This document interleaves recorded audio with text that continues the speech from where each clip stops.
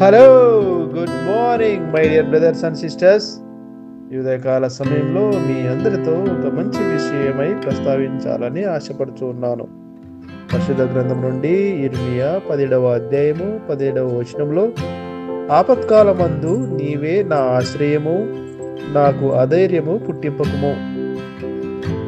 ఈ వాక్యంలో ప్రవక్త ఇర్మియా దేవునితో ప్రార్థిస్తూ చెబుతూ ఉన్నాడు, దేవా, నీవు నాకు శిక్షించేవాడివిగా కాకుండా నాకు శరణు ఇచ్చేవాడివిగా ఉండు అని కోరుతున్నాడు.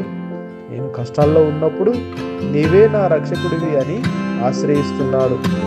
నేను ప్రమాదంలో పడినప్పుడు శత్రువులు నన్ను బెదిరింపులకు గురి చేస్తున్నప్పుడు నీవే నాకు సహాయం ఉండాలి అని ప్రార్థన చేస్తున్నాడు. ఇర్మియా ఈ వాక్యంలో దేవుని పట్ల తన విశ్వాసాన్ని వ్యక్తపరుస్తున్నాడు. అతడు భయపడకుండా దేవుని మీదే పూర్తిగా ఆధారపడుతున్నాడు. దేవుడు శిక్షించేవాడిగా కాకుండా రక్షించేవాడిగా ఉండాలని ప్రార్థిస్తున్నాడు. కనుక మనము కూడా కష్టాలలో దేవుని శరణు పొందాలని, ఆయనను ఆశ్రయించాలని మనస్ఫూర్తిగా కోరుకుందాము. ఆమేన్.